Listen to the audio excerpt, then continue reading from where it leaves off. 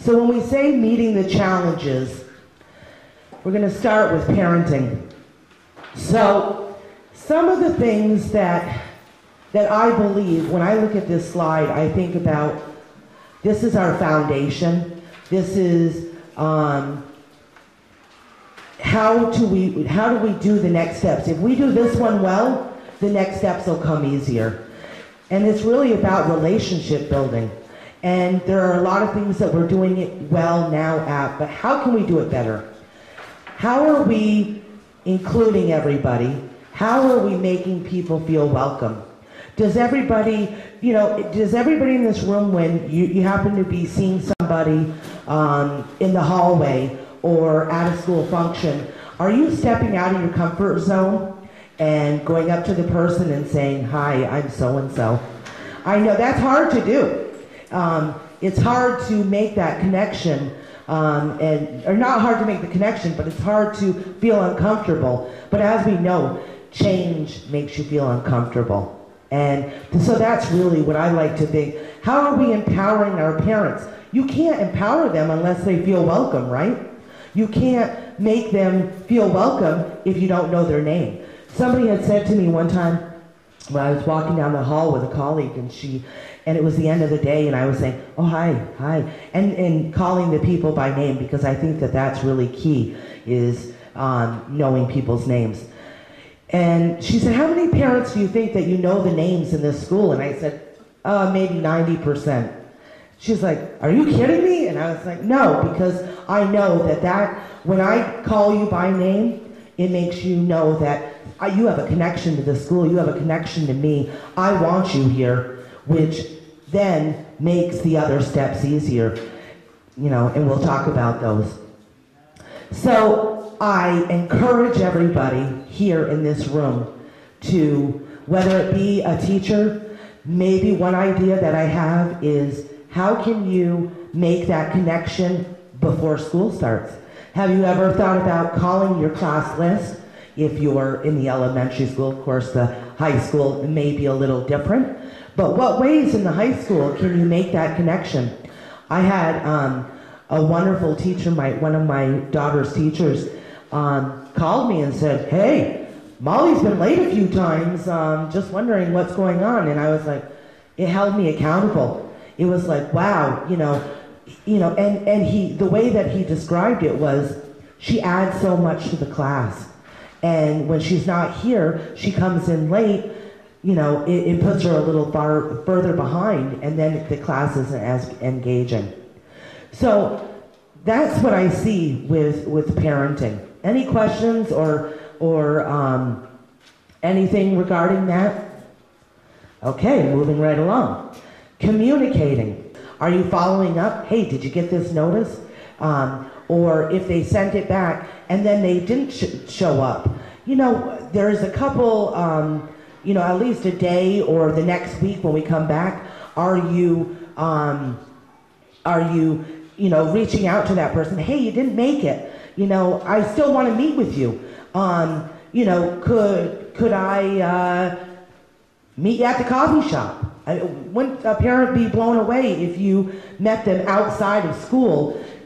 Those little things. But it's not just about the teachers. It's about the parents. How are you relating to other parents? How are you stepping out of your comfort zone? How are you trying to talk with the teachers?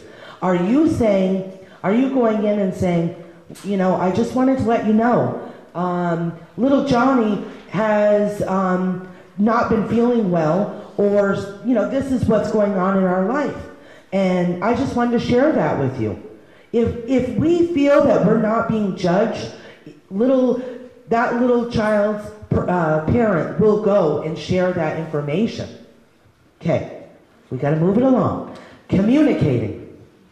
What ways do we communicate? And I think I'm going to start with ways that I've dealt and that I've seen that the district has dealt with communicating. What ways are we doing it?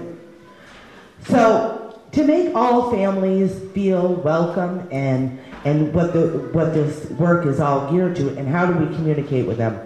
So my big thing is targeting. If you target people and say, oh, I miss so-and-so, or for instance, the ESL community, which is English as a second language. We do have homeschool liaisons in the district, which I have formed some incredible friendships with, and I'm so lucky. Homeschool liaison does, for some of you that may not know, it's translators, people who work with a certain group of people that they speak the same language. So when we're having something like let's say we're having a concert. So we're having a concert, and what ways are we disseminating information? First of all, I think that communicating, you got to plan ahead. There has been times where it's been last minute, and I'm like, oh my goodness, how am I going to do this? How am I going to go from the high school to IEA to this? So really planning ahead is key in communicating. Another thing is, let me switch the page.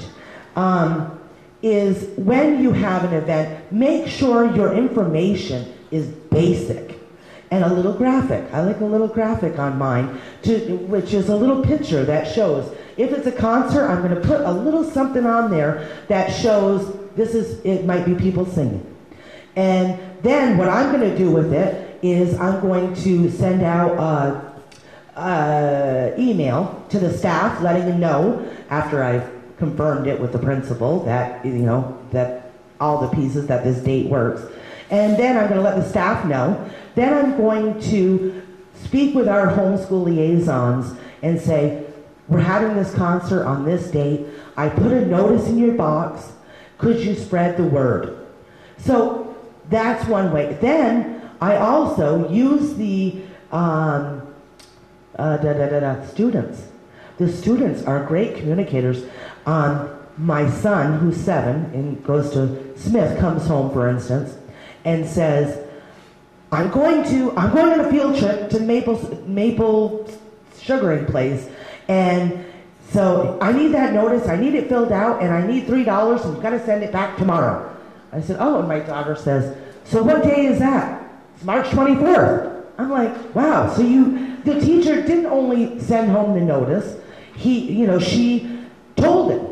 And so that's another way. When we have things, I like to go into the cafeteria and get the kids pumped up. Oh, did you remember that we're having a concert? So kids are a great way of using communication from home to school. Let's see. So plan ahead. And if you can plan ahead far enough, it would be nice if we could, as a district, think about getting our events so that we could not have them run into one another. I think that would be great if we had a point person from each team that said, okay, at least what these committees doing, if not beyond, so that we can, parents who have kids at different schools are able to participate and not, in more than one activity. Okay, any questions? Great, moving right along. Volunteering. So, when I think about volunteering, I think about, again, if I did number 1, great, and I built my relationships well, this I can pick from a number of different people. It's not always the same people, because I formed relationships with them. I can go up to Holly and I can say, Holly, I need this, I need you to volunteer, I need, and she's like, all right, and if it's to her, if the timing and things are like that. So building that relationship is really key, again. Recognizing your volunteers. We teach our kids, say thank you. Do we always acknowledge our volunteers? In this district, for what I've seen, we do it well. I've seen things in newsletters, letting people know this person did this, thank you so much. And again, targeting people. If I haven't seen you volunteer I'm going to go up to you and I'm going to say, hey, I'm Kathy Mathis. It's so nice to meet you. I'm going to form a little relationship, and then I'm going to get you, I'm going to grab you, and I'm going to have you volunteer for me. Okay, so learning at home. This one makes me laugh because I can't tell you how many times I have heard from my 7-year-old, I don't want to do my homework, or from my high schooler, no, I don't have any homework. I'm like, what do you mean you don't have any homework? So this can be a challenge, and I'd like to talk about different, for instance, our ESL population. How are we supporting them right now, and how can we do it better? I know a lot of our schools have homework, after-school homework help, and that's providing help after school, but how